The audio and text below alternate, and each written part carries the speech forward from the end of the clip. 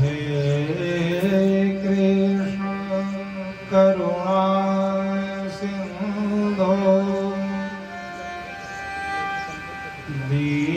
दीनबंधो जगत्पते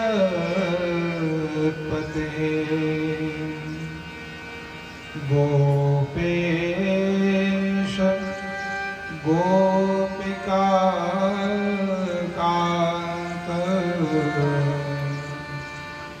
राधा कांत नमोस्तुते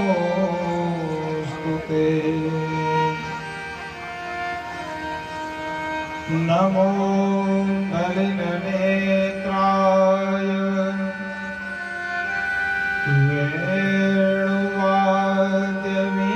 वेणुवाद्यविनोदिने राधाधर सुधापान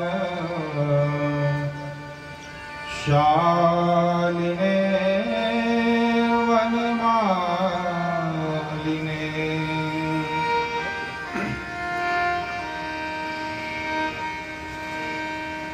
राधे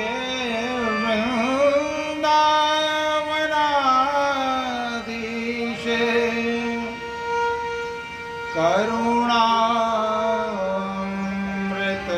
करुणामृतवाहिनी कृपया निज पादाब्ज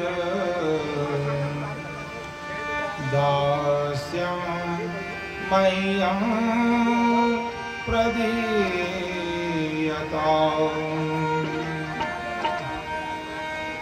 कनकजलदगात्रौ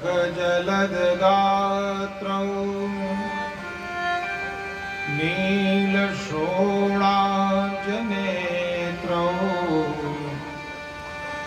मृगमदवरभालौ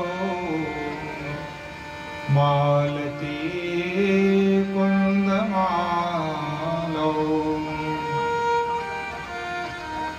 तरलतरुणवेशौ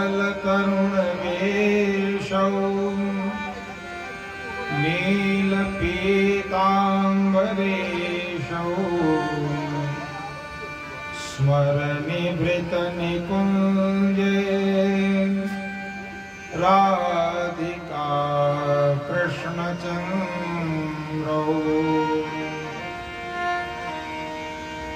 कृष्णाय वासुदेवाय देवकी नन्दनाय च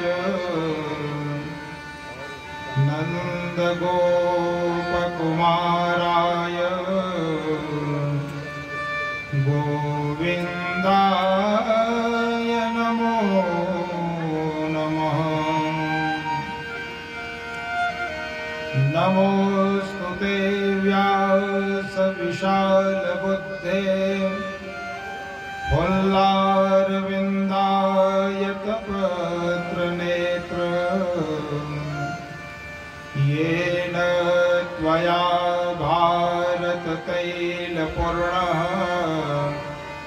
प्रज्वालितो ज्ञानमय प्रदीपः राधा भक्तिर्हरिर्ज्ञानम् ताभ्यां या च समन्विता तां श्रीभागवतीं गाथां वन्दे युगलरूपिणीं वन्दे युगलरूपिणीं।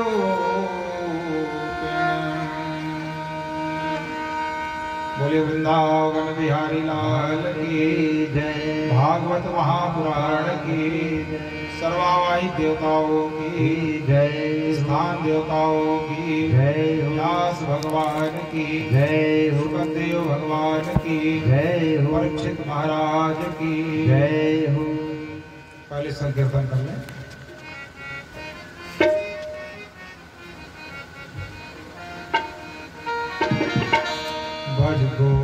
गोविंदम परमानंदम बालम कुंदम हरे हरे हरि गोविंदम परमानंदम बालम कुंदम हरे हरे गोविंदम परमानंदम बालम कुंदम हरे हरे गोविंदम परमानंदम बालम कुंदम हरे परमानंदम हरे हरे परमानंदम हरे हरे परमानंदम हरे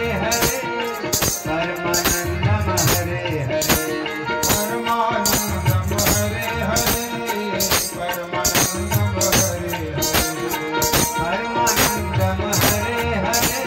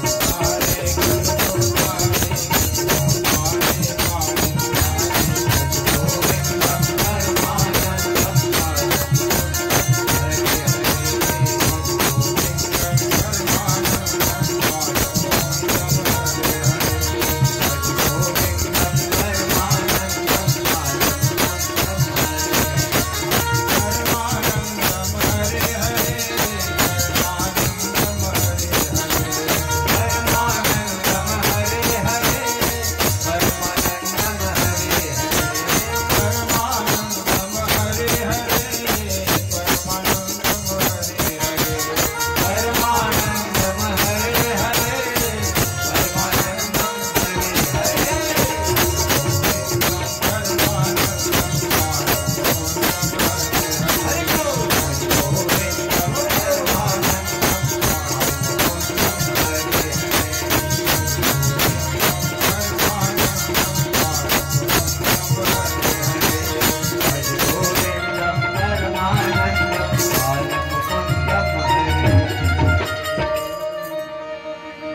बोलिए राधा कृष्ण भगवान की जय।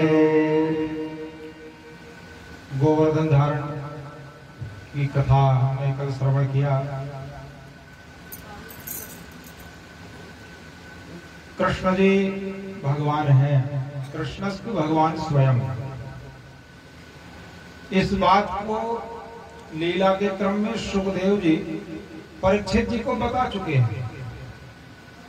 गोवर्धन जी को धारण करना किसी साधारण व्यक्ति के बस की बात नहीं थी। पहाड़ को उठाना, 7 दिनों तक उठाना, तो इससे इस रहस्य से पर्दा उठ गया कि भगवान जी, कृष्ण जी भगवान हैं। इसके बाद एक घटना और घटी। ब्रजवासियों को संदेह हो गया कि ये भगवान हैं। अभी विश्वास नहीं था, तो सब लोग बैठे थे, गांव के लोग नंदग्राम में। नंद बाबा जी भी पहुंचे, तो बस्ती के लोगों ने नंद बाबा से पूछा कि बाबा जी नाराज ना होंगे तो एक प्रश्न पूछना है आपसे। नाराज क्यों होंगे भाई, पूछो क्या पूछना है। कहा ये कन्हैया सचमुच में आपका ही बेटा है? तो नंद बाबा जी हंसे, पूछे ऐसा क्यों पूछ रहे हो? कहा इसने काम ऐसा ऐसा किया है, छठे के दिन पूतना को मार देना, 3 महीने में सक्टासुर को मार देना, साल भर में तृणावर्त को मार देना, काली नाग को नियंत्रण में ले लेना और पर्वत को उठा लेना। अभी अभी हमने देखा। तो ये कार्य किसी भी मनुष्य के नहीं हो सकते। तो क्या कृष्ण को यशोदा जी ने जन्म दिया या किसी देवता ने आप लोगों को पुरस्कार स्वरूप ये पुत्र ऐसे ही प्रदान कर दिया है, ये सचमुच में ये आपका ही बेटा है कि आपको किसी ने उपहार स्वरूप, पुरस्कार स्वरूप, वरदान स्वरूप इस बालक को दे दिया? तो नंद बाबा ने हंस के कहा, अरे ये तो हमारा ही पुत्र है, लेकिन इसके नामकरण के समय गर्गाचार्य ने कहा था कि ये बल में, पौरुष में भगवान नारायण के समान है, तो हो सकता है कोई देवता हो, मेरा बेटा बन के आ गया हो, लेकिन है तो मेरा बेटा। तो मुझसे ये सब क्यों पूछते हो? उसी से पूछ लो ना, संकोच क्यों करते हो? तो भगवान जी को बुलाया गया। नंद बाबा ने कहा, मैं कुछ दूर जा रहा हूं और मैं नहीं रहूंगा तो पूछना। अब कृष्ण जी आ गए उस सभा में, तो लोगों ने पूछा, हमने सुना है कि तुम भगवान हो। तो भगवान जी ने भी कह दिया, हाँ हूं, तो क्या कहना है? हम कैसे माने कि तुम भगवान हो? तो मैं तो कह ही नहीं रहा कि मुझको भगवान मानो। तो ही लोग प्रश्न करते हो, तो ही लोग खंडन करते हो। संसार में अजीब सी उलझन है, जिसको देखा नहीं उसको खुदा क्यों माने, और जिसे देख लिया वो खुदा कैसे है? तो दोनों तरफ से मरना है। भगवान बता दें कि मैं भगवान हूं तो भी लोग नहीं मानते, और नहीं बताते तो हम तो उसको जानते ही नहीं, तो भगवान क्यों माने? तो दोनों तरफ से समस्या। यादव लोग ही प्रश्न उठा रहे थे, वही लोग खंडन कर रहे थे। तो बोले, भगवान हो तो हम कैसे माने कि तुम भगवान हो? तो भगवान जी ने पूछा, कैसे में मानोगे कि मैं भगवान हूं, बताओ। तो कहा, वो बैकुंठ लोक तुम्हारा ही घर है? बोले, हाँ मेरा ही घर है, निवास स्थान है। तो उसका दर्शन कराओ, तब मानेंगे कि तुम भगवान हो। हमको बैकुंठ ले चलो। तो सोच लो, फिर जो बैकुंठ जाता है वो लौट के नहीं आता। कहा, नहीं नहीं, हमको हमेशा के लिए नहीं जाना है, परमानेंट नहीं जाना है, अभी 10-5 मिनट घुमा के लाओ, दिखा के लाओ। कहा, तो ठीक है चलो। तो वहां पर एक कुंड है, ब्रह्म कुंड, ब्रज क्षेत्र में, और सभी ब्रजवासियों से कहा कि इसमें डुबकी लगाओ, 1 2 3 कहो, एक साथ डुबकी लगाना और एक साथ बाहर आना। लोगों ने 1 2 3 कह के डुबकी लगाई, और जल से जब सिर निकाला तो सब लोग बैकुंठ में थे। ये भगवान का चमत्कार। कोई विमान लाना नहीं पड़ा, कोई और सुविधा देनी नहीं पड़ी, वाहन लाना नहीं पड़ा, बस डुबकी लगाई ब्रह्म कुंड में, तो और बाहर निकले तो सीधे बैकुंठ पहुंच गए। तो अभी भी ब्रह्म कुंड तो है, जाके डुबकी लगा के देखिएगा ब्रज क्षेत्र में, हो सकता है सीधे बैकुंठ में निकले। अब सभी ब्रजवासी बैकुंठ पहुंच गए। वहां जाके अब घूम घूम के देखने लगे, इतना सुंदर महल है, पूरा कितना वैभव है। लेकिन एक गड़बड़ी हो गई। ब्रज में जो कृष्ण जी हैं वो सीधे हैं, सरल हैं, माधुर्य युक्त हैं। अब बैकुंठ के जो कृष्ण जी हैं वो ऐश्वर्य युक्त हैं, रुतबा वाले हैं, ठाट बाट वाले हैं। ब्रज के ठाकुर गाय चरा सकते हैं, बैकुंठ के ठाकुर नहीं चराएंगे। ब्रज के ठाकुर द्विभुजी हैं, बैकुंठ के ठाकुर चतुर्भुजी हैं। ब्रज के ठाकुर भक्तों के अनुकूल रहते हैं, भक्तों से डरे डरे रहते हैं। अब बैकुंठ के ठाकुर से भक्त लोग डरते हैं, भक्त लोग अनुकूल बन के रहते हैं वहां। तो ऐसे कुछ अंतर है। तो ब्रज के लोगों को तो माधुर्य ही प्रिय है, ऐश्वर्य प्रिय नहीं है उनको, इसलिए बैकुंठ उनको अच्छा नहीं लगा। अब दरबार में गए तो दरबार में तो ब्रह्मा जी, शिव जी, नारद जी, भृगु जी, इंद्र आदि देवता थाली लिए आरती कर रहे थे। दरबार में चकाचौंध है, ऐश्वर्य है। अब ब्रजवासियों को तो हटो हटो हटो कह के कोने में ढकेल दिए। ब्रजवासियों को बहुत बुरा लगा। 15 मिनट में ही बैकुंठ में उब गए। बड़ी बेकार जगह है पता नहीं यहाँ क्यों लोग मरने के बाद आना चाहते हैं। हम तो यहाँ एक दिन नहीं काट सके। तो आधे घंटे बाद भगवान जी दरबार से, सिंहासन से उतरे और यादवों के पास आए, ब्रजवासियों के पास आए और कहते हैं, क्यों, कैसा लगा मेरा निवास स्थान? बहुत बेकार जगह है। बैकुंठ बेकार है? बोले हाँ बेकार है। क्यों? हमारे ब्रज की तुलना में कुछ भी नहीं है। ये जो कुछ है हमारा ब्रज ही है। तो हमें तो ब्रज ले चलो। तो तुमको ब्रह्म मिल गया है, अब इसके बाद और क्या चाहिए? बोले हमें तो ब्रह्म से भी कोई मतलब नहीं है। क्यों? तुम लोग क्या चाहते हैं? तो ब्रजवासियों ने कहा नहीं ब्रह्म से काम कछु हमको, नहीं ब्रह्म से काम कछु हमको, अब वैकुंठ की राह न जावनी है। तो क्या चाहते हो? ब्रज की रज में रज हुए के मिलूं, यही प्रीत की रीत निभावनी है।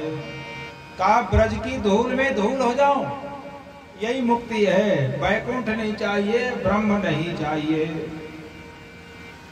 तो ब्रजवासी न तो स्वर्ग की कामना करते हैं न वैकुंठ की कामना करते हैं। वे तो ब्रज की रज में रज हो जाना, इसी को मुक्ति मानते हैं। ब्रज की रज में रज वै के मिलूं, यही प्रीत की रीत निभावनी है। ये ब्रज की महिमा है, जहां भगवान जी ने लीला की। ब्रह्म के साक्षात्कार से जो सुख मिलता है, जो आनंद मिलता है, वो सभी साधनों से एक समान नहीं होता। भगवान को पाने के तो सैकड़ों साधन हैं, मार्ग हैं, लेकिन जो सुख ब्रजवासियों को मिला उसकी समता द्वारिकावासी या मथुरावासी या वैकुंठवासी नहीं कर सकते। क्योंकि जितनी सरलता, सहजता और माधुर्य ब्रज में लीला हुई है, उतनी और कहीं नहीं हुई। द्वारिका में तो वो द्वारिकाधीश हो गए। जब भगवान द्वारिकाधीश हो गए और गोकुल नहीं आए, ब्रज नहीं आए, कई साल बीत गए, तो गोपियां कहती हैं, अपनी पीड़ा व्यक्त करती हैं, अब छाड़ी करी लगे कुंजन को, वहां द्वारिका में हरि जाय छये, कल धौत के धाम बनाए नए, महाराजन के महाराज भये, तजी मोर के पंख या कामरिया, कछु और ही नाते हैं जोड़ लिए, धरी रूप नये किए नेह नये, अब गैया चराई वो भूल गए। अब वो कहाँ गाय चराएंगे? अब कहाँ मोर पंख धारण करेंगे, पीताम्बर धारण करेंगे? अब गोपियां कहती हैं देश बदला चल जाएगा, वेश बदला ये भी चल जाएगा, लेकिन इनको तो चाहने वाले बदल जाते हैं, ये बड़ी समस्या है। स्थान बदलता है। ब्रज से मथुरा गए तो कुब्जा मिल गई, और द्वारिका गए तो 16,108 रंग। तो हम गोपियों को वो क्यों याद करेंगे?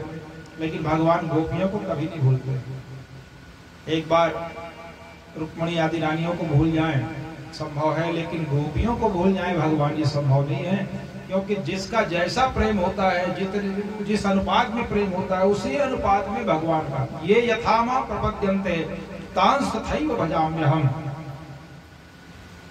अद्भुत प्रेम है गोपियों का। चीरहरण लीला। अब बैकुंठ का दर्शन करा दिया भगवान जी ने, गोवर्धन जी को उठा दिया, तो अब तो यह प्रमाणित हो गया कि कृष्ण ही भगवान है। तो इसके बाद सुखदेव जी ने रास लीला का वर्णन किया है, लेकिन उससे पूर्व चीरहरण लीला हुई है। इसको संक्षेप में लेते हैं। हेमंते प्रथमे मासी नंद ब्रज कुमारिका, चेरुर हविष्यं भुंजाना कात्यायनी अर्चनोव्रतम। अगहन महीने में गोपियों ने 1 महीना स्नान किया यमुना जी में। सूर्य उदय से पूर्व यमुना जी में जाकर स्नान करते थे, और स्नान के बाद सिकता से, रेत से माता कात्यायनी की प्रतिमा बना करके उसकी पूजा करती। आप्लुत्याम वसी कालिंद्या जलांते च उदिते रुणे, कृत्वा प्रतिकृतिं देवीं मानचुर नृप सैकतिम। सैकतिम सिकता बने रेत, रेत से माता कात्यायनी की प्रतिमा बनाती थी और उसकी पूजा करके उनसे प्रार्थना करती थी। कात्यायनी महामाये महायोगिन्यतीश्वरी नंद गोप सुतम देवी पतिम मे कुरुते नमः। पतिम मे कुरुते नमः। हे माता कात्यायनी, हे माता गौरी, भगवान कृष्ण नंद बाबा के पुत्र ही हमारे पति हो जाएं, ये प्रार्थना किया। भगवान को अगर पिता मान के भजेंगे तो भगवान पिता बन के मिलते हैं, भाई मानेंगे तो भाई बन के मिलेंगे, सखा मान के भजेंगे तो सखा बन के मिलेंगे, अब पति मान के भजेंगे तो पति रूप में मिलेंगे। तो खुद ही तो पति रूप में भज रही है, लेकिन जब भगवान पति रूप में आए तो ये लजाने लग गए। तो भाई अपना भाव ही मजबूत करो पहले, ये भगवान का दोष नहीं, ये तो हमारा दोष हुआ। एक मास बीत गया। भगवान जी एक दिन नद्यां कदाचिदागत्य तीरे निक्षिप्य पूर्ववत् वासांस कृष्णं गायन्त्यो विजह्वु सलिले मुदा। भगवान जी सवेरे सवेरे पहुंच गए। गोपियां नहा रही थी, जल गिरा कर रही थी, और भगवान जी नहाने के बाद गोपियां जिन वस्त्रों को धारण करने वाली हैं, पहनने वाली है, उनको उठा लिया और कदम्ब की शाखाओं में लटका दिए और स्वयं शाखाओं में छिप कर बैठ गए। जब वो बैठ गए, गोपियों को तो पता ही नहीं चला कि श्याम सुंदर आए और हमारे वस्त्र चोरी कर लिए। तो भगवान जी ने ही उनको ध्यानाकर्षण किया एक प्रकार से, कहने लगे कि अरे देखो तो तुम्हारे वस्त्र कहाँ गए। तब गोपियां तस्य तच्छ्वेलितं दृष्ट्वा गोप्यः प्रेम परिप्लुताः वेदिताः प्रेक्षितान्योन्यं जातहासा न निर्ययुः। गोपियां लजा करके जल में गले तक डूब गईं। अब अगहन पूर्णिमा है, सूर्योदय से पूर्व का समय है और सर्दी के मारे शीत और लज्जा दोनों कारणों से शरीर में कंपन होने लगा। जब हम लजा जाए तब भी कंपन होता है और जब सर्दी हो तब भी कंपन होता है। वैसे कोई भी भावातिरेक हो तो कंपन होता है। अत्यधिक क्रोधित हो जाए, भयभीत हो जाए तो भी शरीर में कंपन होता है। आकंठमग्नः शीतोदे वेपमानास्तमब्रुवन्।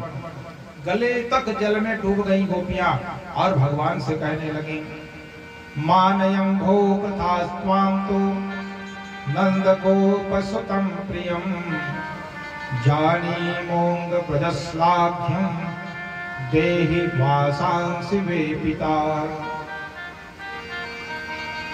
अब संबोधन देखिए गोपियों का, शब्दों की चतुराई देखिए। पहले तो कहा मानयम, आप तो माननीय हैं। कहने का मतलब माननीय है तो वैसा ओछा काम क्यों कर रहे हैं, हमारे कपड़े क्यों चुरा लिए। याद दिलाया कि आप माननीय हैं, पर भगवान पर प्रभाव नहीं पड़ा। तो कहा नंद गोप सुतम प्रियम, आप नंद बाबा के बेटे हैं, माने आपके पिता का भी बहुत नाम है, आप उनके बेटे हैं और उनके बेटे होके ऐसा काम कर रहे हैं कि हमारे कपड़े चुरा ले। तो दोनों का असर नहीं हुआ। आप माननीय है कहा, उसका भी असर नहीं हुआ भगवान पर। आप नंद बाबा के बेटे हैं कहा, उसका भी असर नहीं हुआ।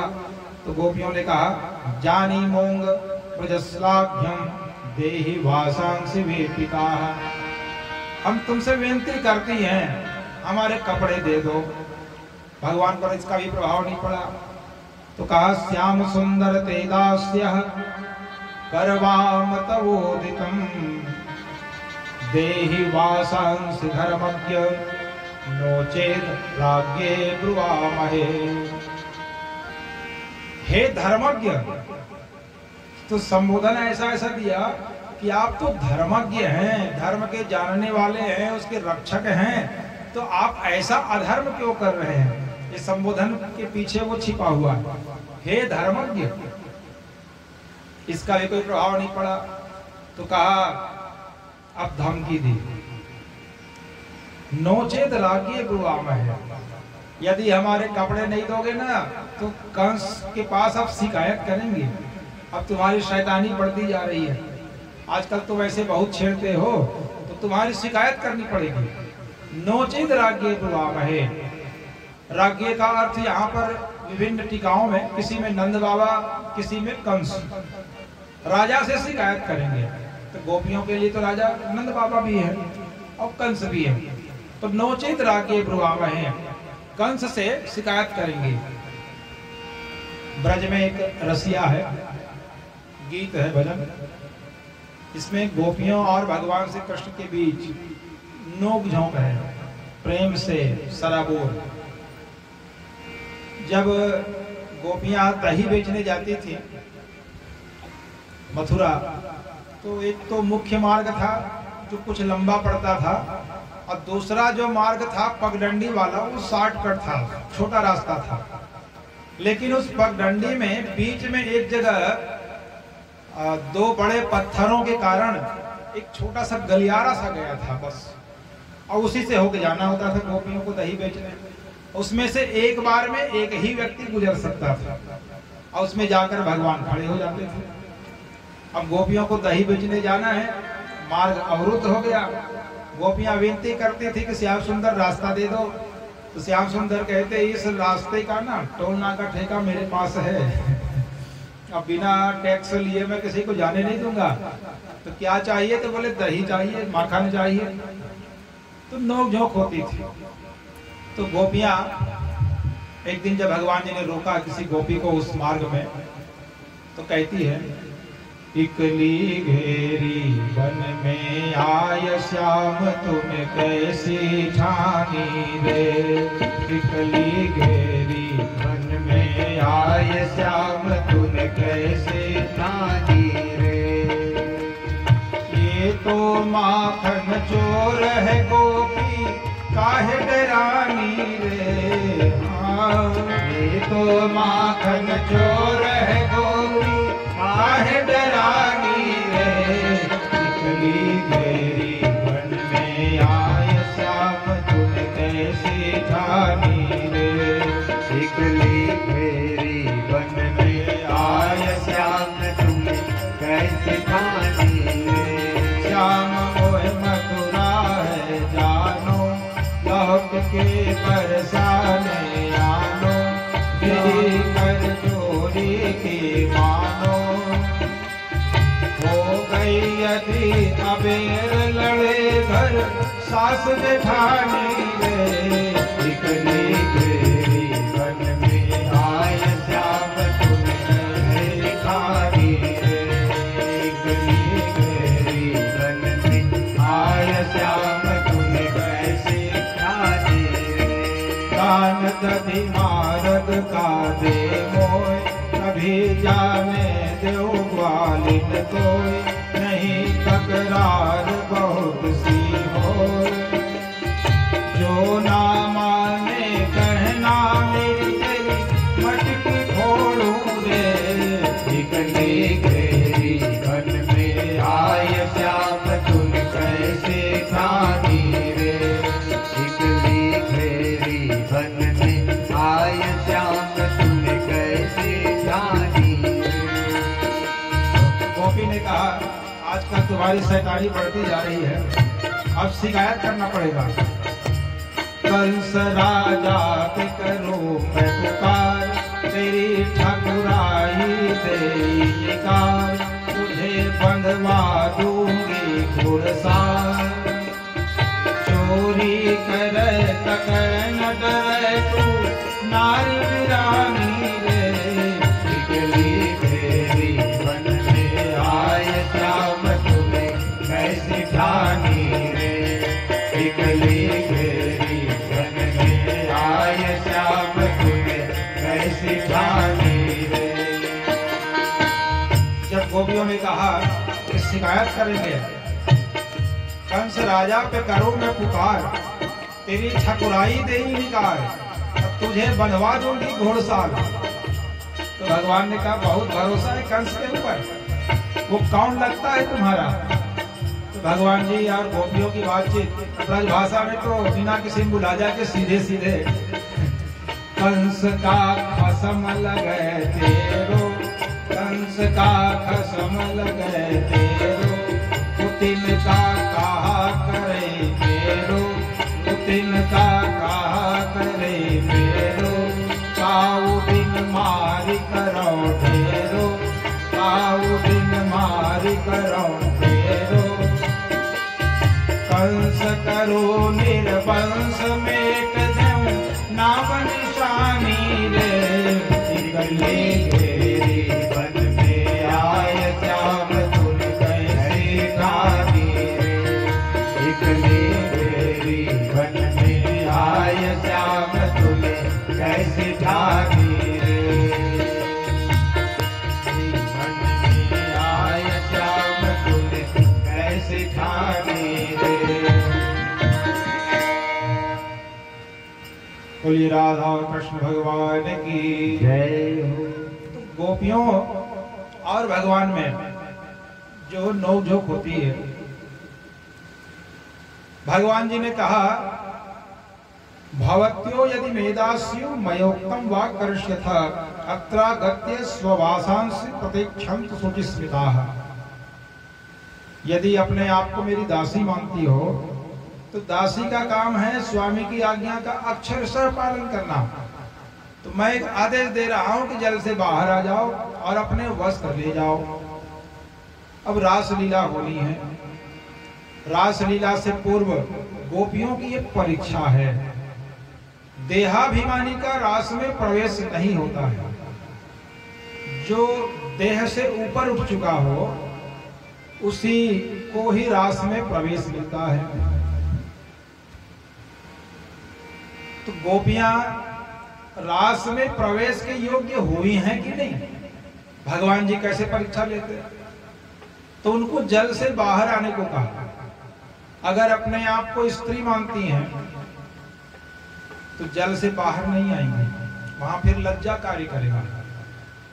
लेकिन देह से ऊपर अब उनकी स्थिति हो चुकी हो, मुझे परमात्मा और अपने आप को आत्मा ही मानती हूं, मुझे पुरुष नहीं और अपने आप को स्त्री नहीं मानती हूं, तब तो ये जल से बाहर आएंगी, अन्यथा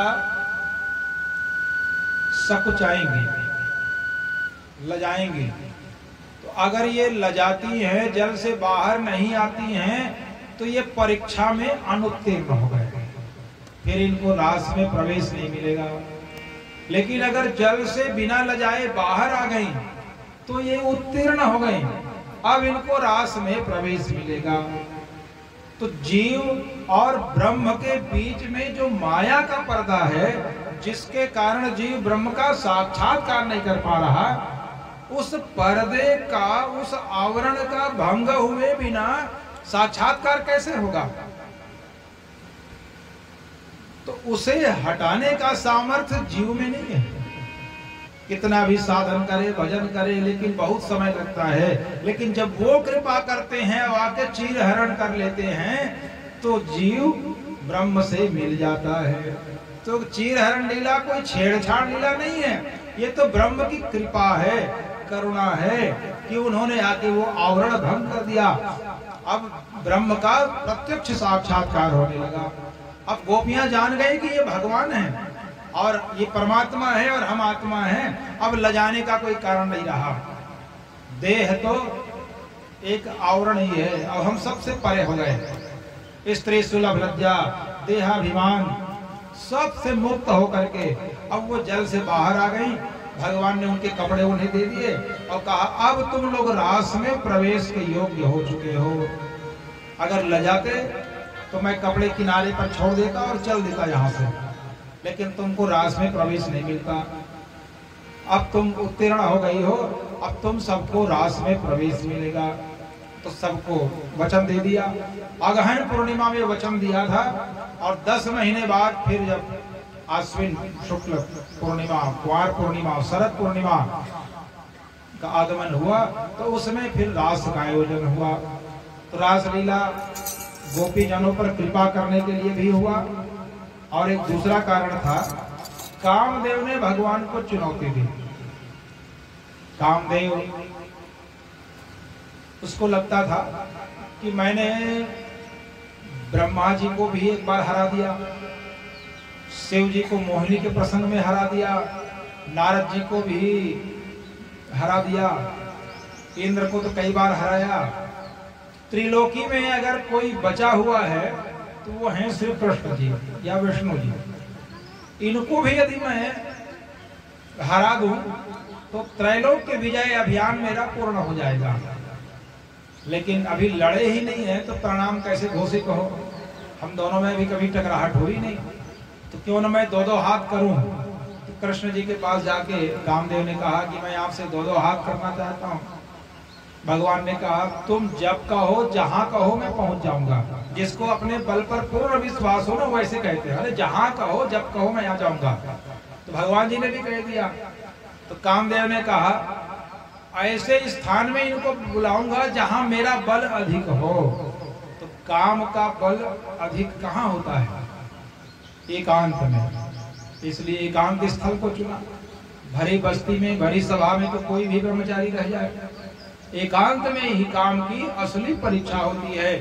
तो भगवान को कहा वृंदावन में एकांत में मैं आपकी परीक्षा लूंगा। एक अब काम को भड़काने वाले, कामोद्दीपक जो वस्तुएं जितनी हो सकती हैं सब कुछ जुटाया कामदेव ने। पूर्णिमा की चांदनी, गंध युक्त हवा, सुगंध युक्त, तरह तरह के फूल खिले हुए हैं वृक्षों में। उस ऋतु में जो नहीं खेलते वो भी खेल गए कामदेव के प्रभाव से, और पूरी तैयारी हो गई, सुंदर मंच बन गया। इसके बाद कामदेव ने कहा कि प्रभु हमारे तरफ से तैयारी हो गई, अब आप अपनी गोपियों को बुलाइए और उनके साथ नृत्य आदि करिए, और फिर मैं आप पर काम बाण चलाऊंगा और आपके धैर्य की, संयम की परीक्षा लूंगा। कहा ठीक है। तो शरद पूर्णिमा की रात्रि में भगवान जी वृंदावन में अकेले बैठे हैं। कामदेव ने पूरा श्रृंगार कर लिया, प्रकृति ने श्रृंगार कर लिया। अब इसके बाद कामदेव का इशारा हुआ कि आप अपनी गोपियों को बुलाइए। तो भगवान जी गोपियों को बुलाएंगे। भगवान पिता रात्रि शरदो फुल्ल मल्लिका वीक्षरन्तुम मनश्चक्रे योग मायाम उपाश्रितः। योग मायाम उपाश्रितः। भगवान जी ने रास का मन बनाया। जब मन बनाया गोपियों को बुलाना है तो तदो दुराजः ककुभः करैर्मुखं प्राच्याविलिम्पन् अरुणेन शुन्तमयि सचर्षणीनामुदगात् शुचो मृजन् प्रियः प्रियाया इव दीर्घदर्शनः। पूर्व दिशा में पूर्ण चंद्र का उदय होने वाला है। मानो किसी ने मुख पर कुमकुम मल दिया हो, ऐसी लालिमा हो गई आकाश में और पूर्ण चंद्र का उदय हो गया। दृष्ट्वा कुमुद्वंत मखंड मंडलम रमाननाभं नवकुंकुमारुणं वनं च तत्कोमलगोभिरञ्जितं जगौ कलं वामदृशां मनोहरम्।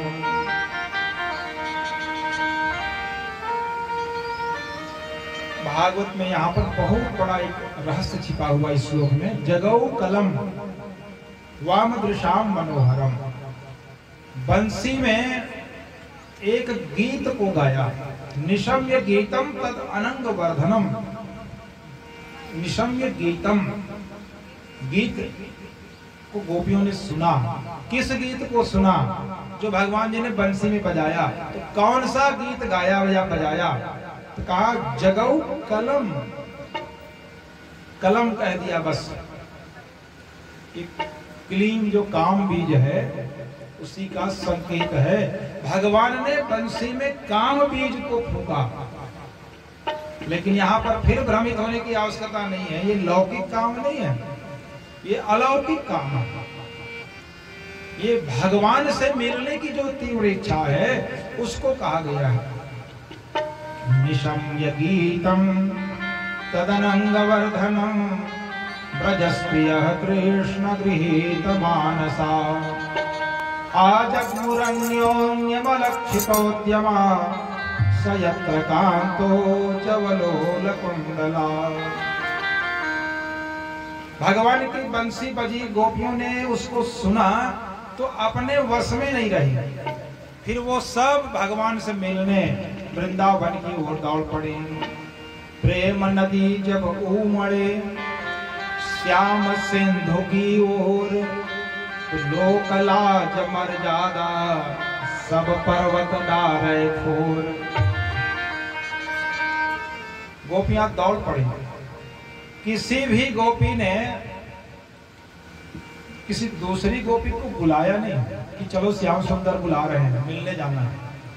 गोपियों को लगा श्याम सुंदर ने आज सिर्फ मुझे बुलाया है, उनकी बंसी मेरा नाम पुकार रही है। ये भगवान की बंसी का जादू है। सबको लगा कि मुझे पुकार रहे हैं श्याम सुंदर, तो मैं उनसे एकांत में मिलने जाऊं।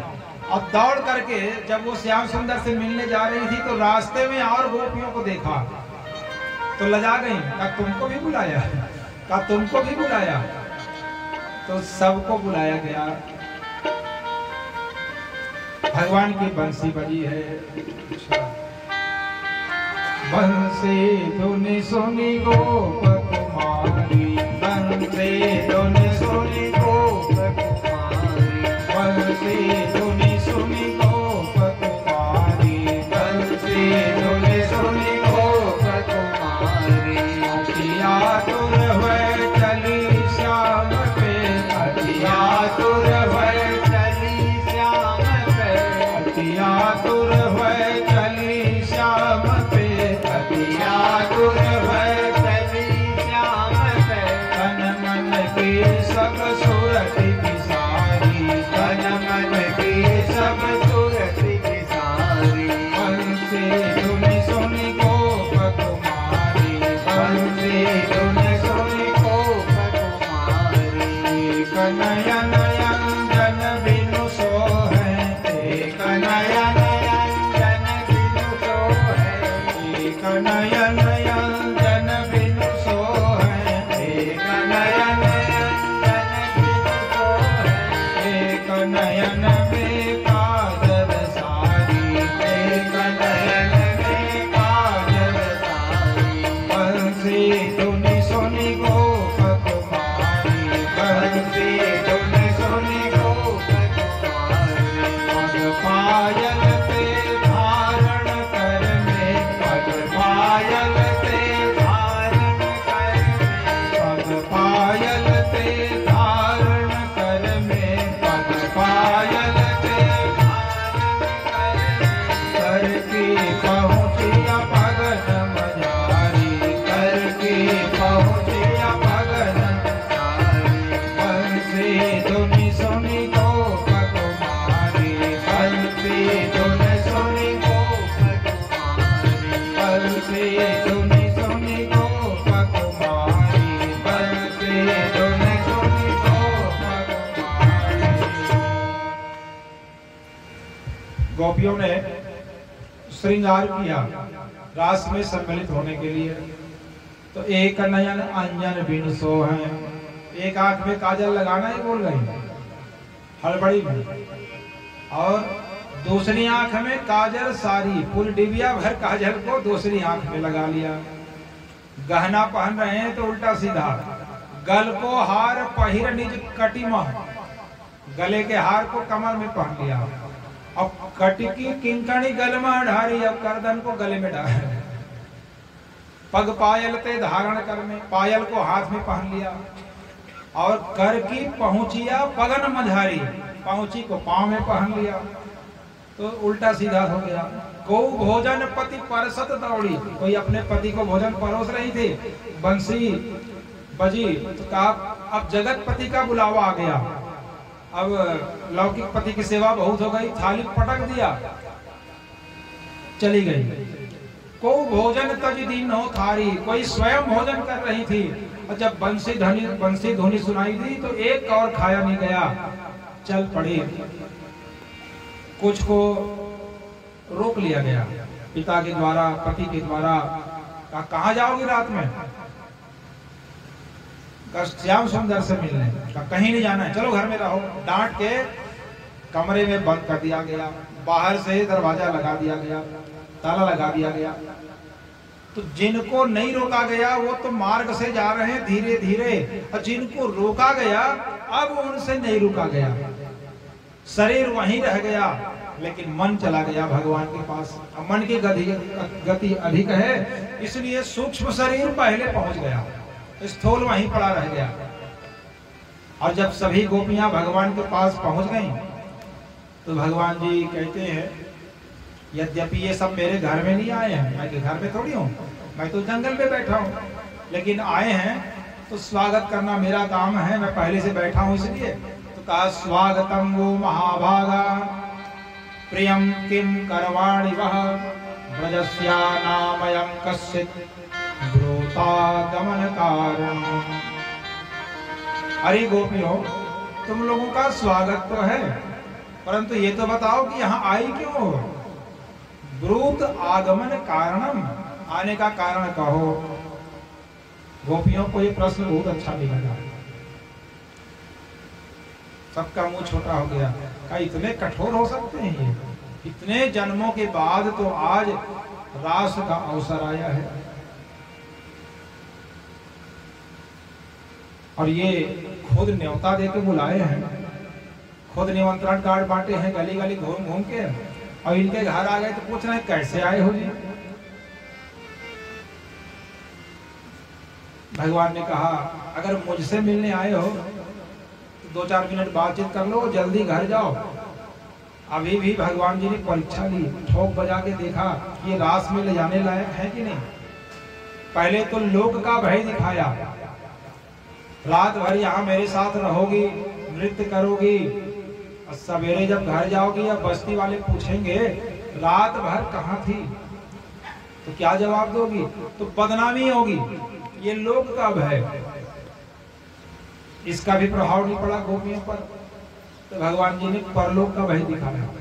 घर में जो पति है उसी की सेवा करना ही स्त्रियों का परम धर्म है। भर्तु शुश्रूषणं स्त्रीणां परो धर्मो यमायया तद्बन्धूनां च कल्याण्यः प्रजानां चानुपोषणम्। घर में जो पति हैं, यद्यपि वो मान लीजिए वो दोषील है, दुर्भग है, वृद्ध है, जड़ है, रोगी है, निर्धन है, फिर भी उसी की सेवा करना परम कर्तव्य है। तो तुम लोग अपने पति को छोड़कर पर पुरुष के पास जाओगी तो नरक जाना पड़ेगा।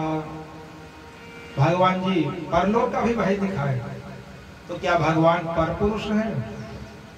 अरे कोई स्त्री हो या पुरुष हो, संसार से मन को हटाकर उनकी शरण में जाए तो उसी का जीवन सफल है, और यदि संसार की ओर जाए तो उसका जीवन फिर तो असफल है, विफल है।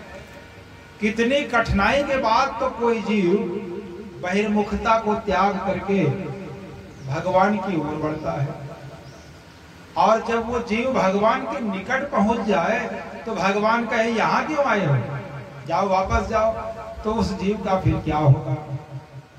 तो गोपियां इसीलिए बहुत दुखी हो गई, उदास हो गई, और रोते हुए भगवान से कहती हैं, मैवं विभोर हति भवान गदितुं नृशंसं संत्यज्य सर्व विषयांस्तव पादमूलम् भक्ता भजस्व दुर्वग्रहमात्यजास्मान् देवो यथादि पुरुषो भजते मुमुक्षुम्। काहे श्याम सुंदर, इतने कठोर मत बनो, इतने नृशंस मत बनो। कितनी कठिनाई के बाद तो हम तुम्हारी शरण में आई हैं और हमको वापस फिर संसार में जाने के लिए कह रहे हो। संत्यज्य सर्व विषयांश, हमने सभी विषय वासनाओं का त्याग करके तुम्हारी शरण ली है। अब हमको वापस संसार में जाने के लिए मत कहो, इतने कठोर मत बनो। और हम तुमको पुरुष मानकर नहीं आई हैं, कोई पाप नहीं कर रही, हम जानती हैं कि तुम कौन हो। भगवान ने कहा कौन हो? कहा देवो यथादि पुरुषो भजते मुमुक्षुन, आप तो आदि पुरुष हैं, भगवान हैं, जिनको बड़े बड़े मुमुक्षु जन पाने की अभिलाषा में भजन करते रहते हैं। आप वही हैं, आप तो भगवान हैं, तो हम आपकी शरण में आई हैं। आप हमें फिर से संसार में जाने के लिए मत कहो। भगवान जी संतुष्ट हो गए और कहा अब ये बिल्कुल पास हो गई हैं, उत्तीर्ण हो गई हैं, इनको रास में ले जाने में अब कोई खतरा नहीं है, भय नहीं है। तो उन गोपियों के संग भगवान अब रास लीला में सम्मिलित हुए, सबको ले गए रास मंडल में। और बाहु प्रसार परिरंभ कराल कोरु निविस्तनाल नभ नर्मन घाग्र पातैः श्वेल्यावलोक हसितैर्व्रज सुंदरीणाम् उत्तम भयन ग्रतिपतिं रमयांचकार। गोपियों के संग भगवान अब नृत्य करने लगे, आलिंगन करने लगे, पान का आदान प्रदान हुआ। रासलीला में भगवान जी को कितना सरल बना दिया गोपियों ने। वो तो गोपियों का प्रेम है जिसने भगवान को सरल बनने पर विवश किया। तो भगवान इतने सरल नहीं है। भगवान को सिंहासन पर बिठाया जाता है। किसी का ब्याह होता है तो दुल्हा दुल्हन को भी बैसकी बिछाते हैं ना, साड़ी बिछाते हैं, नया वस्त्रासन कहते हैं उसको। तो दुल्हा दुल्हन को भी बैठना ही तो है, तो घर की कोई पुरानी साड़ी लाके बिछाएंगे नहीं। उस समय उनका भी महत्व होता है, तो नया वस्त्र बिछाते हैं और उसी में बिठाते हैं। अब भगवान जी को रासमंडल में बैठना था, कोई सिंहासन तो है नहीं, तो गोपियों ने अपनी चुनरी बिछा दी। एकदम कोई नया लेके नहीं आए हैं, जो भी ओढ़े हुए हैं, चुनरी है, दुपट्टा है, आंचल है, वो बिछा देते थे और भगवान उसमें जाके बैठ जाते थे। इससे और सरल क्या होगा ब्रह्म का स्वरूप। कितने सरल हो गए भगवान रास मंडल में। नृत्य करने लगे तो तासां तद सौभग मदम वीक्ष्यमानं च केशवः प्रसमाय प्रसादाय तत्रैवान्तर्धीयत। गोपियों को लगा कि जो सुख राधा जी को प्राप्त है वही सुख अब तो हमें भी प्राप्त है। हम भी भगवान का आलिंगन कर रहे हैं, उनके साथ नृत्य कर रहे हैं, तो हम भी श्री राधा जी के बराबर हो गए। गोपियों को सौभाग मद हो गया। अब इसी सौभाग मद के प्रसमाय प्रसादाय तत्रैवान्तर्धीयत, इसलिए भगवान जी अंतर ध्यान हो गए, छिप गए। विरह में प्रेम और पुष्ट होता है, इसलिए भगवान जी छिप गए कि गोपियों का प्रेम और पुष्ट हो जाए, तो भगवान छिप गए। अब गोपियां उन्हें ढूंढने लगी, रोने लगी। वृंदावन में घूमते घूमते भगवान जी को ढूंढ रही है, घूम करके रो करके। देखा कि प्रधान गोपी गायब है, श्री राधा जी गायब है रासमंडल से। तो अनयाराधितो नूनम भगवान हरिरीश्वर यन्नो विहाय गोविंद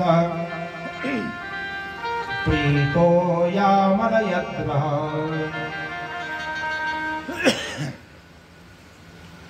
जो गोपी गायब है उसने कोई विशेष आराधना की होगी, तभी भगवान उसके साथ एकांत में गए हैं। ऐसा भाव करते हुए गोपियां उन्हें खोजने लगी। कुछ दूर जाने पर श्री राधा जी मूर्छित मिली। गोपियों ने कहा कि श्याम सुंदर कहाँ है? वो तो आपके ही साथ गए थे ना, कहा क्या बताऊं सखी, जब रासमंडल में हम लोग नृत्य कर रहे थे तो मुझे लगा ये छलिया मेरे बस में है, पूरी तरह मेरे बस में है, मैं जैसा कहूंगी वैसा ये करेंगे। तो परीक्षा लेने के लिए मानवती होते हुए मैंने कहा कि प्रभु इतनी भीड़ में भला प्रेम होगा, हमें तो एकांत में चलना चाहिए। तो वो मान गए, मेरे साथ एकांत में गए। मैं बहुत प्रसन्न हुई। मैंने सोचा कि किस सीमा तक मेरे बस में हैं, थोड़ा और परीक्षा लेके देखो। तो मैंने कहा ये फूल बहुत सुंदर हैं, इन्हें तोड़कर मेरे केस का श्रृंगार कर दो। तो उस छलिया ने उछल उछल कर इन पुष्पों को तोड़ा और मेरे केस का श्रृंगार किया। तो मुझे लगा ये तो मेरी पूरी तरह मेरे बस में है, तो कुछ और मैं परीक्षा लेके देखूं। तो मैंने और अधिक मानवती होते हुए कहा कि रेत में चल नहीं पा रही हूं प्रभु, तो मुझे अपने कंधे पर बिठा लीजिए। तो उसने कहा हाँ हाँ क्यों नहीं, और रेत में उकड़ू बैठ गए। और जैसे ही मैंने अपना पांव उठाया कंधे पर चढ़ने के लिए कि वो मुझे छोड़ के भाग गए, अंतर ध्यान हो गए। वो कभी किसी के बस में नहीं हो सकता और सबके बस में। दोनों प्रकार की बातें, कोई मान करे तो ये किसी के मान को सहते नहीं है, लेकिन प्रेम करे तो सबसे प्रेम करते हैं। तो वो मुझे भी छोड़ के चले गए, तो मैं भी उन्हें ढूंढ रही हूँ। तो सभी मिलके भगवान को ढूंढने लगे। राधा जी रोते हुए भगवान को पुकारती हैं कि हा नाथ रमण प्रेष्ठ क्वासी क्वासी महाभुज दास्यास्ते कृपणाया में सखे दर्शय सन्निधि। गोपियों ने, राधा जी ने रोते हुए भगवान को पुकारा। और जब भगवान प्रकट नहीं हुए, वृक्षों से पूछा, पीपल से पूछा, बरगद से पूछा, का ये बड़े बड़े हैं, इनको दूर दूर तक दिख रहा होगा कि कहाँ गए श्याम सुंदर। तो उनसे पूछा, हे अश्वत्थ, हे पाकर, हे वट, आपने हमारे श्याम सुंदर को देखा? लेकिन ये चुप रहे। तो गोपियों ने कहा ये बहुत बड़े बड़े हैं ना, इसलिए घमंडी हैं, अभिमानी हैं, हमारी पीड़ा को नहीं समझ रहे, तो इनसे मत पूछो, छोटों से पूछो। तो किससे पूछें? तो कहा तुलसी से पूछ के देखो। तुलसी के पास जाके गोपियों ने कहा, हे वृंदा महारानी, हमारे श्याम सुंदर अभी अभी गायब हुए, अंतर ध्यान हुए, आपने कहीं देखा क्या? तो तुलसी भी चुप रही। तो कहा बड़े लोग घमंडी हैं तो हैं, छोटे भी अब अभिमानी हो गए, घमंडी हो गए, ये भी जवाब नहीं दे रहे। तो एक दूसरी गोपी ने कहा, सखी ये क्या बताएगी, ये तो खुद हमारी सौत है, इसी ने छिपा लिया होगा हमारे श्याम सुंदर को। तो तुलसी उनको सौत लगे, वृंदावन उनको सौत लगे, कालिंदी यमुना उनको सौत लगे, तो बंसी उनको सौत लगे। तो गोपियां तो सबसे ईर्ष्या कर रही हैं और अपने भाग्य को कोस रही हैं कि श्याम सुंदर हमसे दूर चले गए। तो सभी गोपियां श्री राधा जी मिलकर के यमुना जी के किनारे आ गईं और एक गीत गाती हैं जिसको गोपी गीत कहते हैं, जिसको सुनकर भगवान प्रकट हुए। घनश्याम तुझे ढूंढने जाए कहाँ कहाँ, घनश्याम तुझे ढूंढने जाए कहाँ कहाँ, घनश्याम तुझे ढूंढने जाए कहाँ कहाँ, घनश्याम तुम्हें ढूंढने जाए कहाँ कहाँ, अपने वीर की याद भुलाए कहाँ कहाँ, अपने वीर की याद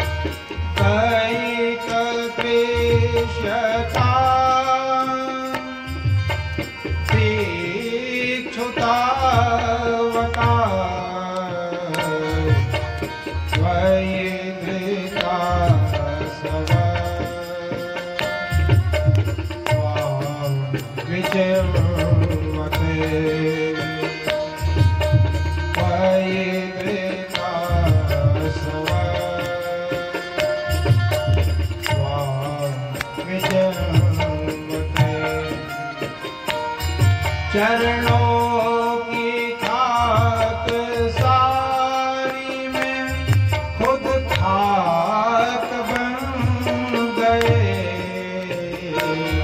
चरणों की खाक सारी में खुद खाक बन गए। खाक पे हम खाक रमाए कहाँ कहाँ। अब खाक पे ये खाक रमाए कहाँ कहाँ। श्याम तुम्हें दूध जाए कहाँ कहाँ। श्याम तुम्हें धोने जाए कहाँ कहाँ। गोपियां रोते हुए भगवान को पुकारती हैं। शरद दास ये साधु जात सरसी जोदर श्री मुषादृशा सुरत नाथ ते असुल्क दासिका वरद निघ्नतो नेह किम बधा। हे श्याम सुंदर, तुम्हारे नेत्र शरद ऋतु में खिलने वाले कमल की कर्णिका के सौंदर्य को लजाने वाले हैं। उन्हीं नेत्रों से कभी तुमने हमें निहारा था, और जब हम तुम्हारी बिना मोल की दासी हो गई तो आज विरह में हमें मार रहे हो। तो क्या विरह में मारना वध नहीं है? वरद निघ्नतो नेह किम बधः, ये वध नहीं है। आप ऐसे हमें नहीं मार सकते, हमारे मध्य प्रकट हो जाइए। नखल गोपिका नंदनो भवन, आप केवल यशोदानंदन नहीं है। आप केवल यशोदानंदन होते तो हम दावा नहीं करते। तुम तो अखिल देही नाम अंतरात्मत्रिक, हम सबके अंतर्यामी भी तुम ही हो। इस नाते जितना अधिकार यशोदा का तुम पर है उतना ही अधिकार तो हम भी रखती हैं। तो इसलिए हमारे मध्य प्रकट हो जाओ। विखन सार्थितो विश्वगुप्तये, और ब्रह्मा जी ने आपसे ही प्रार्थना किया था ना कि आप पृथ्वी पर अवतार लीजिए, लोगों के दुख को कष्ट को हरिए। तो आप हमारे पीड़ा को कष्ट को बढ़ा क्यों रहे हैं, हर क्यों नहीं रहे? विखन सार्थितो विश्वगुप्तये, आप तो वही हैं जिन्होंने अवतार लिया है। तो सख उदयवान सात्वताम कुले, हमारे मध्य प्रकट हो जाओ। रासलीला में गोपियों ने भगवान को ऐसे ऐसे संबोधन दिए, नाम दिए जो किसी सहस्त्र नाम में नहीं मिलता। गोपाल सहस्त्र नाम, कृष्ण सहस्त्र नाम, विष्णु सहस्त्र नाम इनमें नहीं मिलेगा। वो तो गोपियां ही वो संबोधन दे सकती हैं भगवान को। गोपियों ने क्या कहा? कपटी, रसिया, भावरा, कंजूस, ये तो केवल गोपियां ही कह सकती हैं, और किसी दूसरे में ये संभव नहीं है। गोपियां कहती हैं कि चरणों की खाक सारी में खुद खाक बन गए। अब खाक पे हम खाक रमाए कहाँ कहाँ। घनश्याम तुम्हें ढूंढने जाए कहाँ कहाँ, हमारे मध्य आ जाओ। जब इस प्रकार गोपियां रोते हुए यत्ते सुजात चरणांगुरुहं स्तनेषु भीताः शनैः प्रियदधीमहि कर्कशेषु तेनाटवी मटसित व्यथते न किंस्वित् कुर्पादिभिर्भ्रमति धीर्भवदायुषां नः। जब गोपियां रोते हुए यहाँ तक कह दी कि हे श्याम सुंदर, तुम्हारे चरण इतने कोमल हैं कि जब हम उनको अपने हृदय में भी रखती हैं तो बहुत संभाल कर रखती हैं कि तुम्हें चोट न लग जाए। उन्हीं पांवों को आज बिना जूता चप्पल के तुम जंगल में, झाड़ियों में, कांटों में, कंकड़ों में रख रहे हो। तुम्हें कितनी पीड़ा हो रही होगी, इसकी कल्पना करके हम मरी जा रही हैं। तो हमको इतना न तरसाओ, अब हमारे मध्य प्रकट हो जाओ। इति गोप्यः प्रगायन्त्यः प्रलपत्यं सचित्रधा रुरुदुः सुस्वरं राजं कृष्ण दर्शन लालसा। अब तो गोपियां रोने लग गई, लेकिन बहुत मीठे स्वर में रोती हैं गोपियां। रुरुदुः सुस्वरम, किसी का रोना सुनने में बड़ा अच्छा नहीं लगता, मधुर नहीं लगता, लेकिन गोपियों का रोना मीठे स्वर में है। तो भगवान के लिए रोना और संसार के लिए रोना, दोनों में अंतर है। संसार के लिए कोई रोए तो वो देखने में सुनने में अच्छा नहीं लगता, और भगवान के लिए कोई रोए तो वो तो बहुत मीठा होता है, और उस व्यक्ति का मुख नहीं बिगड़ता, मुख वैवर्ण नहीं होता। जब गोपियां रोने लगी तब भगवान जी उनके मध्य प्रकट हो गए। तासामाविरभुक्षौरिः स्मयमान मुखाम्बुजः पीताम्बरधर स्रग्वी साक्षात् मन्मथ मन्मथः। अब भगवान जी प्रकट हो गए, और प्रकट हुए तो इतने सुंदर लग रहे थे, इतने सुंदर लग रहे थे कि गोपियों की बात छोड़ो, जो पुरुष खड़ा था कामदेव वो भी मोहित हो गया भगवान को देख के। अपने पुरुष होने पर उसे पछतावा होने लगा कि मुझे भी अगर स्त्री शरीर मिल जाए तो मैं भी गोपी बन के रास में शामिल हो जाऊंगा। मेरा दुर्भाग्य है कि मैं पुरुष हूँ। भगवान ने कहा अब हो गया तुम्हारी छुट्टी। कामदेव को भगा दिया।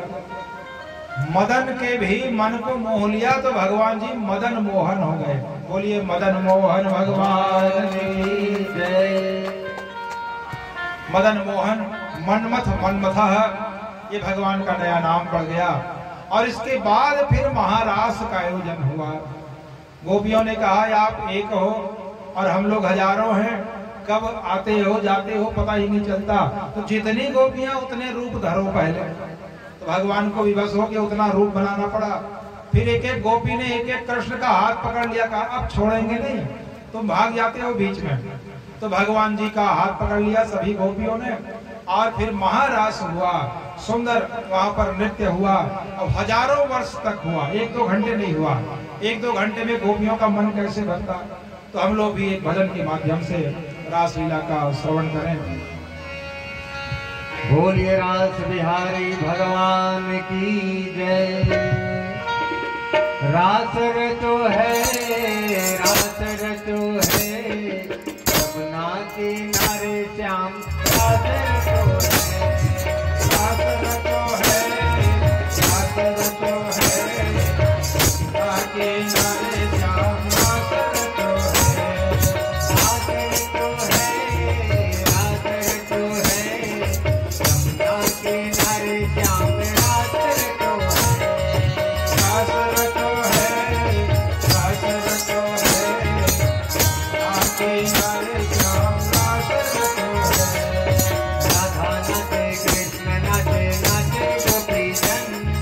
राधा नाचे कृष्ण नाचे, नाचे गोपीजन। मन मेरा बन गया सखीरी पावन वृंदावन। मन मेरा बन गया सखीरी पावन वृंदावन। ओ रास रचो है, रास रचो है, यमुना किनारे श्याम रास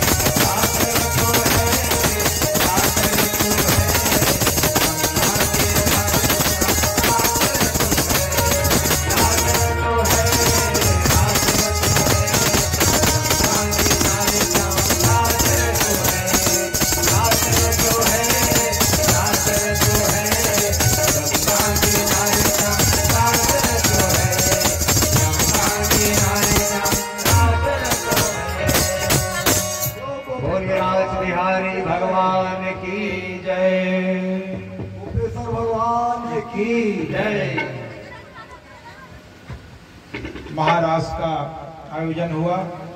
भगवान शंकर भी रुक नहीं पाए, गोपी का रूप बना पहुंच गए। रास मंडल में गोपेश्वर कहलाए। आज भी निधिवन से कुछ दूर गोपेश्वर महादेव जी का मंदिर है। वृंदावन की यात्रा करें तो गोपेश्वर महादेव के दर्शन के बिना अधूरा है, तो वहां जाना जरूर जाना चाहिए। रास का आयोजन हुआ। आगे लीला क्रम में बढ़ते हुए देवता चिंतित हो गए कि भगवान तो रासलीला में मगन है, कंस को मारना है और दूसरे असुरों को मारना है, और भी बहुत से कार्य हैं इस अवतार के जो अभी शेष हैं, लेकिन भगवान तो रासलीला में मगन हैं। तो पता नहीं वे ब्रज से बाहर निकलेंगे भी कि नहीं। लेकिन भगवान कभी अपने कर्तव्य को भूलते नहीं है, जीव भले भूल जाए। नारद जी ने जाके कंस को पूरा रहस्य सब बता दिया कि कृष्ण ही देवकी का 8वां पुत्र है, तुम्हारे साथ छल हुआ, रातों रात अदला बदली हो गई, और जो कन्या तुम्हारे हाथों से छूटी वो विंध्याचल वासिनी हो गई, विंध्यवासिनी हो गई, यशोदा जी की पुत्री। कृष्ण ही तुम्हारा भांजा है, वही देवकी का पुत्र है, 8वां पुत्र है। कंस ने कहा संदेह तो मुझे भी था महाराज, इसलिए मैंने पूतना, अघासुर, बकासुर आदि को भेजा, लेकिन जिसको भी भेजा वो लौट के नहीं आया, सब वहीं के हो गए। तो क्या करूं आप बताओ। तो भगवान जी, नारद जी कहते हैं अपने अपने घर में सब बलवान होते हैं जी। गोकुल में, नंदग्राम में वो कन्हैया कृष्ण बलवान है, और मथुरा में तुम बलवान हो, तुम्हारे भूतेश्वर महादेव तुम्हारी रक्षा करते हैं। तो किसी बहाने उनको मथुरा बुलवा लो तो तुम्हारा काम बन सकता है। तुम कृष्ण को मार दोगे ऐसा नहीं कहा। नारद जी झूठे क्यों वो बनते, का कुछ हो सकता है, अगर उनको यहाँ बुला लो तो किस बहाने से बुलाऊं।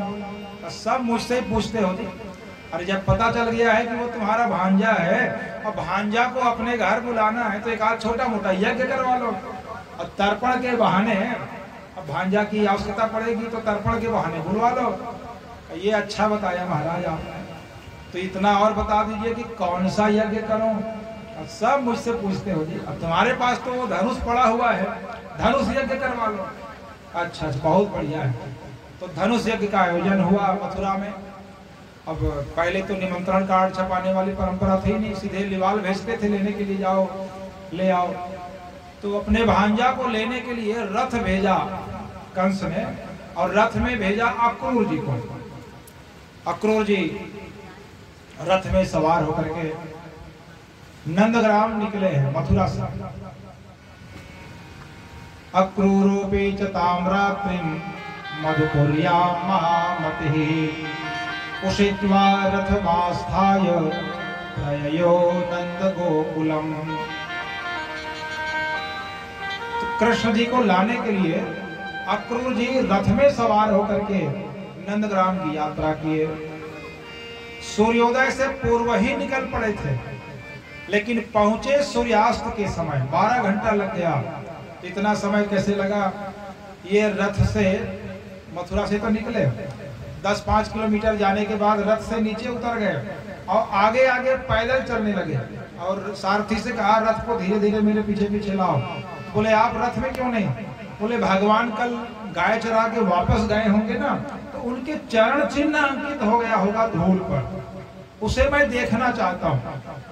और जब भगवान के चरण चिन्ह मिल गए तो अक्रूर जी वहीं बैठ गए, वहां की धूल को प्रणाम किया, माथे से लगाया, और मन नहीं भरा तो दोनों हथेली में मिला उठा करके धूल को सिर में चढ़ा लिया। अब एक पांव और आगे बढ़े तो फिर दूसरे पांव का चिन्ह दिखा, फिर तीसरे का, पूरी श्रृंखला थी। तो अक्रूर जी ने सोचा एक भी चरण चिन्ह व्यर्थ न जाए, छोड़ के आगे न बढ़ो। इतना बड़ा मेरा सौभाग्य है कि भगवान के चरण चिन्ह दिखाई दे रहे। अच्छा, बादल ठीक है। तो अक्रूर जी सड़क में आड़ा उठ गए और लुढ़कते लुढ़कते आगे बढ़े, और रथ वाले से कहा पीछे धीरे धीरे लाओ। ऐसे गए, इसीलिए 12 घंटा लग गया उनको। और 12 घंटा जब लग गया, शाम को पहुंचे हैं, तो ददर्श कृष्णम रामम च ब्रजे गोदोहनं गतौ पीत नीलांबरधरौ शरदं गुरुहे क्षणौ किशोरौ श्यामलश्वेतौ श्रीनिकेतौ बृहद्भुजौ सुमुखौ सुंदरवरौ बाल विरद विक्रमौ। दोनों भाइयों को देखा अक्रूर जी ने। अब तो चरण चिन्ह से विश्वास हो गया था कि यही भगवान है। अभी परिचय किसी ने कराया नहीं, लेकिन अक्रूर जी ने अपनी दोनों भुजाएं फैला दी और भगवान दौड़ के गए और अक्रूर जी से गले मिल गए, प्रेम से गले मिले। अब दोनों रोने लगे। जब दरवाजे पर कोई अतिथि आए, अब उससे गले मिल लिए, रो लिए, फिर धीरे से अलग होके पूछ रहे कौन हो जी, पहचान नहीं पा रहा हूं। ऐसा कभी होगा? अरे भाई पहचानते हैं, प्रेमी हो, निकट का हो, तब तो भेंट लगेंगे। तो अगर अच्छा प्रेम हो, विशुद्ध प्रेम हो, तो मिलने पर भी आंखों में आंसू आता है। बिछोड़ने पर तो आएगा ही, लेकिन मिलने पर भी आंसू आए तब मानना चाहिए कि प्रेम हमारा अच्छा पक्का है।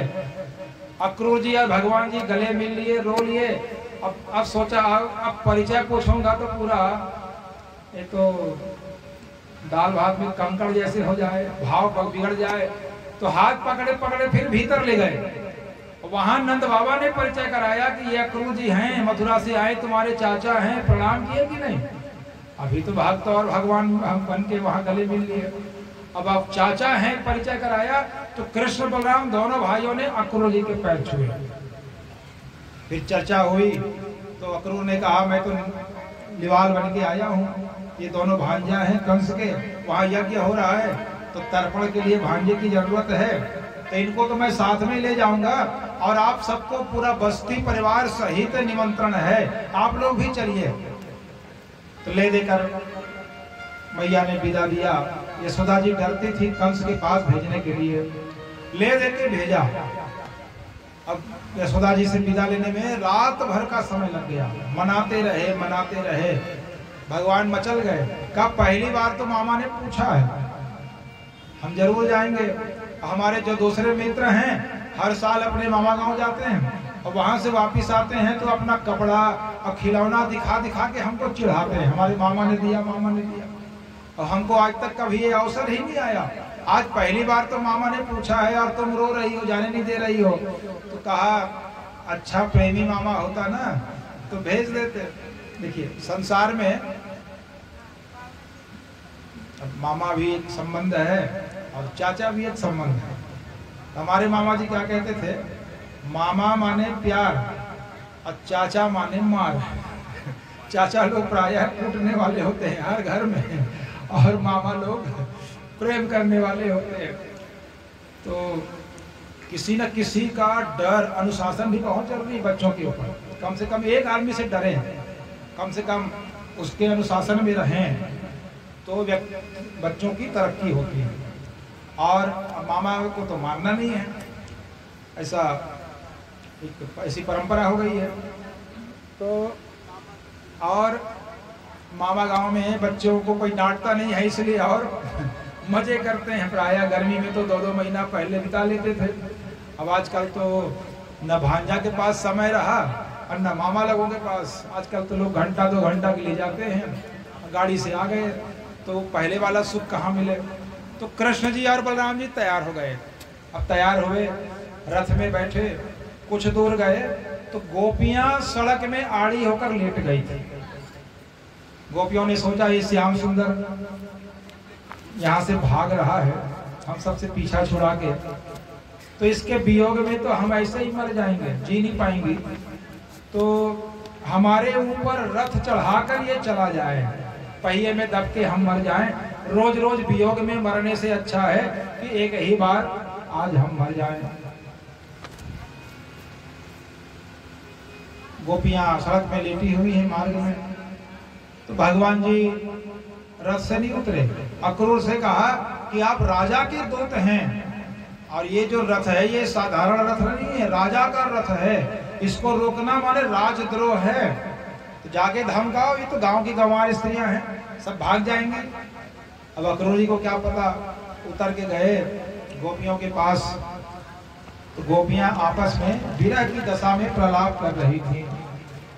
अहो विधातस्तव क्वचित् दया संयोज्य मैत्र्या प्रणयेन देहिना तांसा कृतार्थान् वियुनं क्षिपार्थकं विक्रीडितं तैर्भगचेष्टितं यथा। गोपियां आपस में कह रही कि हे विधाता, तुम्हारे भीतर दया तो बिल्कुल भी नहीं है। अगर दया होती तो तुम वियोग को क्यों बनाते? संयोग को बनाया, अच्छा किया। वियोग को क्यों बनाया? हम प्राणियों को आपस में अलग कर देते हो, तुम्हें क्या देता होगा? अब अक्रूर जी ने कहा, मौसम बिगड़ रहा, तो अक्रूर जी ने जाके कहा मैं अक्रूर हूं, कंस का दूत हूं।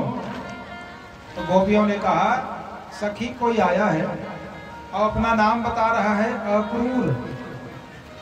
गोपियों ने कहा इससे बड़ा क्रूर तो संसार में कोई है ही नहीं, और नाम रखा है अक्रूर।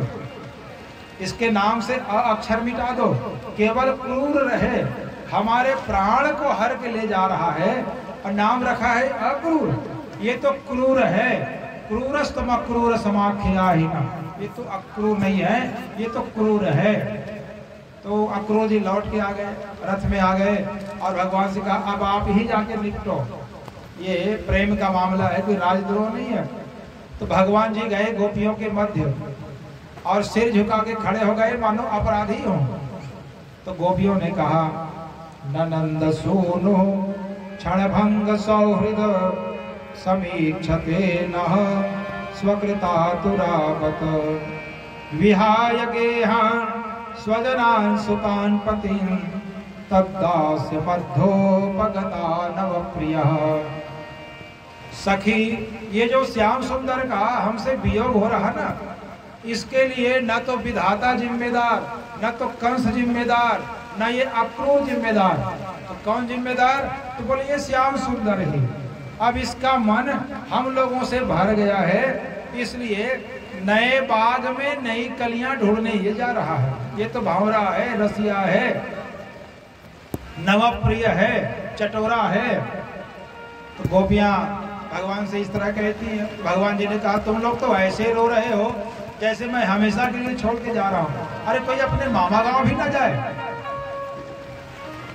तो भगवान से गोपियों ने कहा श्याम सुंदर सच सच बताओ, क्या तुम लौट के आओगे?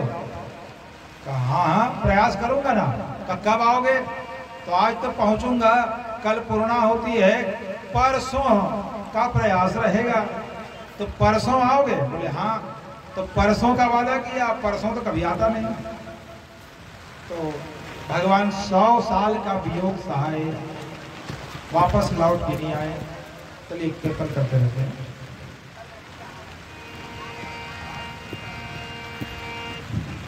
श्रीमन्नारायण नारायण नारायण, श्रीमन्नारायण नारायण नारायण, श्रीमन्नारायण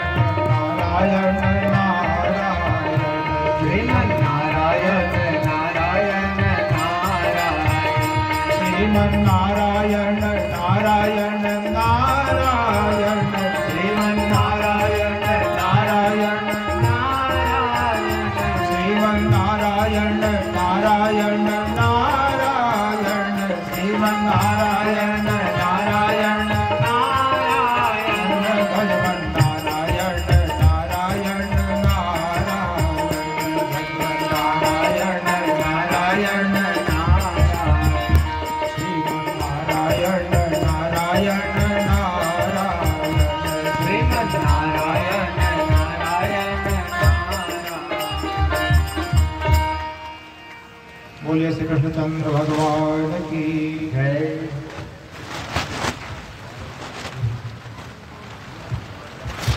अक्रूर जी से भगवान जी ने कहा कि अब चलिए जल्दी मथुरा चलिए। मथुरा पहुंचे। मथुरा में भगवान जी दर्जी, धोबी, माली इन सब पर कृपा करते हैं। भगवान जी ने सीधे सीधे जाकर कंस से भेंट नहीं किया। पहले मानसिक युद्ध जो हुआ है, कूटनीतिक युद्ध हुआ है। पहले धोबी के पास गए भगवान, जो कंस के कपड़ों को धोकर सुखाकर महल में छोड़ने जा रहा था। तो एक प्रकार से उस धोबी को चुनौती नहीं है, वो कंस को चुनौती है। राजा के कपड़ों को छीन लिया भगवान ने और गट्ठर फैला दिया, गली में बिखरा दिया, और अपने नाप से, और जो पसंद का था, भगवान को पीला रंग पसंद था और बलराम जी को नीला रंग पसंद था। दोनों ने अपने कपड़े उठा लिए, बाकी छोड़ दिए गली में। धोबी को एक हल्की सी चपत लगाई तो गला कट करके सिर लुढ़क गया। सैनिकों ने जाके बताया कंस को, आपका भांजा बड़ा चमत्कारी है, बिना छुरी चाकू के ऐसी चपत लगाई और धोबी का गला कट गया।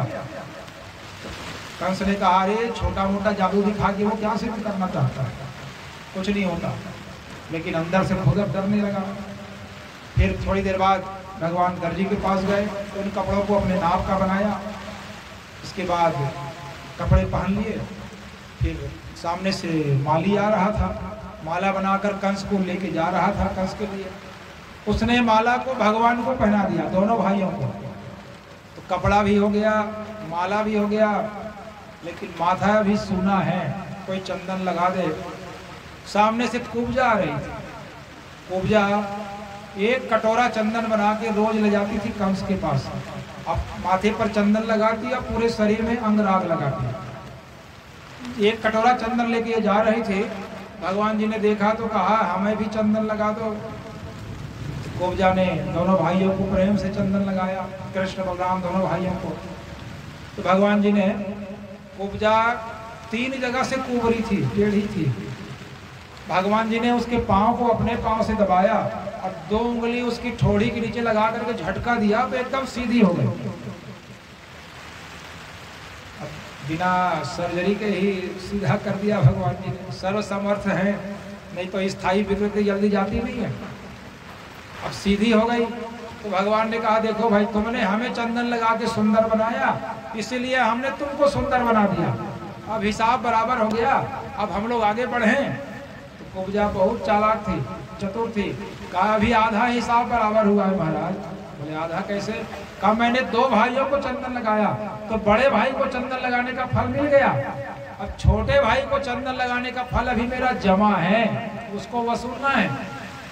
तो क्या चाहिए? तो कहा, जब तक टेढ़ी थी महाराज तब तक विवाह का विचार नहीं आया मन में। अब आप सीधी हो गई हो, सुंदरी हो गई हो, तो मन में विवाह का विचार है। तो भगवान ने कहा, कोई अच्छा सा लड़का देख के ब्याह कर लो ना, किसने रोका है? तो कुब्जा कहती है, आपके जैसा दुल्हा सामने हो तो और दुल्हा खोजने जाएं, मैं इतनी मूर्ख नहीं हूँ, आप ही मेरे पति हो जाएं। ये तो बिना मोल भाव के चंदन लगवाना महंगा पड़ गया। अब लगवा तो लिए हैं। तो कहा, ठीक है, समय आने पर मैं तुम्हारे पास आऊँगा, ये वचन दे दिया। और फिर और आगे बढ़े। क्या पानी आ रहा है क्या नीचे?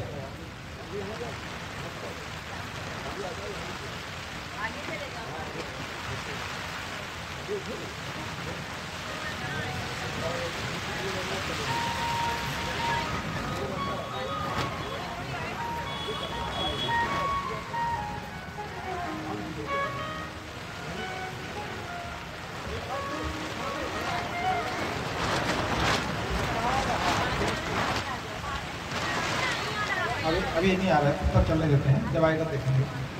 भगवान सब रुकते हैं। अच्छा, ठीक ठीक ठीक। तो भगवान जी मथुरा में पहले नगर भ्रमण करते हैं। दर्जी, धोबी, माली, इन सब पर कृपा की, कुब्जा पर कृपा की। नगर भ्रमण इसलिए किया कि बस्ती के लोगों का दिल जीतना था। तो इसलिए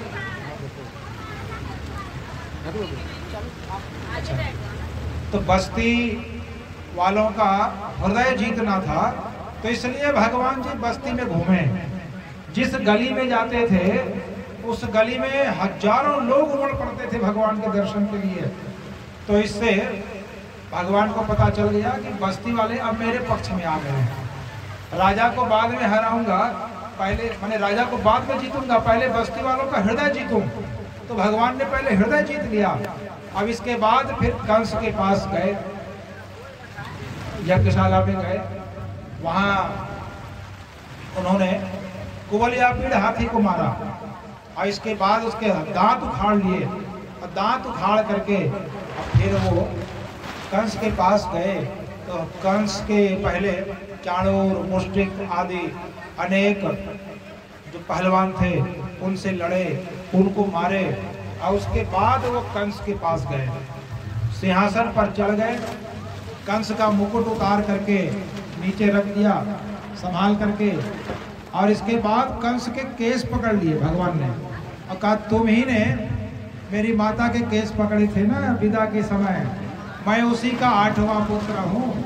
और भगवान ने कंस को नीचे पटक दिया सिंहासन से नीचे और उसकी छाती में त्रिलोकी का भार लेके कूदे और कंस की मृत्यु हो गई। बोलिए श्री कृष्णचंद्र भगवान की जय। कंस को इस प्रकार भगवान जी ने मारा, मुक्ति दी। इसके बाद भगवान जी गुरुकुल गए।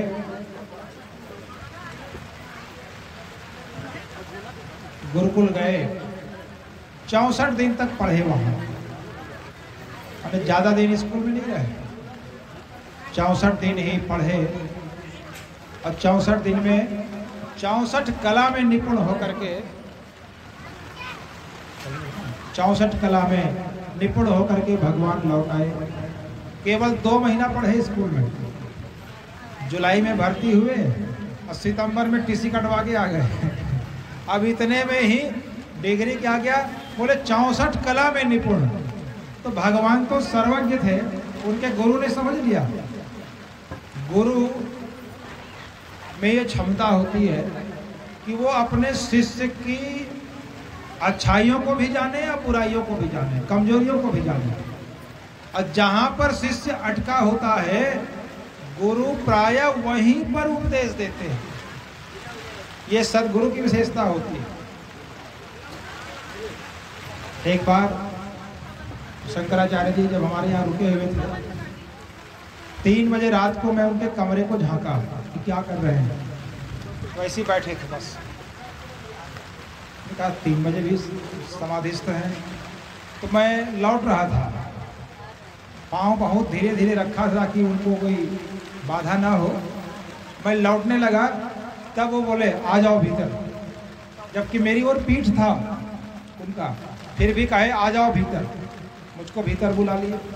अब उनके कमरे में गया, बैठ गया तो वो बोले, मैंने कोई नहीं पूछा, कोई प्रश्न नहीं किया, लेकिन उन्होंने उत्तर देना शुरू किया। अब कहाँ से शुरू किया, बोले जब भी तुमको ये लगे कि किसी वस्तु से, व्यक्ति से तुमको सुख मिल रहा है तो उस समय साक्षी भाव में बैठकर तटस्थ होकर पता लगाना कि वो सुख कहाँ से आ रहा, उस व्यक्ति से आ रहा, उस वस्तु से आ रहा, कि वो सुख, वो आनंद तुम्हारे ही भीतर है जिसका प्रगटीकरण हो रहा है। तो तुम ये पाओगे कि सुख है या आनंद है वो कोई वस्तु या व्यक्ति हमको नहीं देता, हमारे ही भीतर वो आनंद होता है, उसी का प्रगटीकरण हो रहा है। तो अपने भीतर के उस सुख को, आनंद को अनुभव करने के लिए हमें किसी व्यक्ति या वस्तु की आवश्यकता नहीं है, वो तो हमारे भीतर है ही, हमारा स्वरूप ही आनंदमय है। तो इसलिए बहिर्मुखता को त्यागो, और जब भी तुझे ये लगे, तुम्हें ये लगे कि किसी वस्तु से, व्यक्ति से सुख मिल रहा, तो तटस्थ होकर विचार करो कि सुख का, आनंद का स्रोत कहाँ है, तो बहिर्मुखता मिटेगी।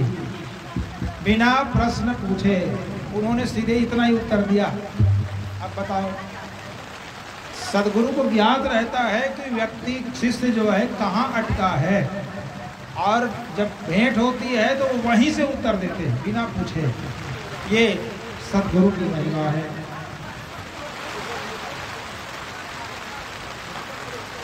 तो भगवान जी जब गुरुकुल में पढ़ रहे थे तो थोड़ा और आगे आ जाइए, ताकि ज़्यादा आगे आएंगे तो फिर ऐसा करना पड़ेगा गले में पीड़ा हो जाएगी। की जय।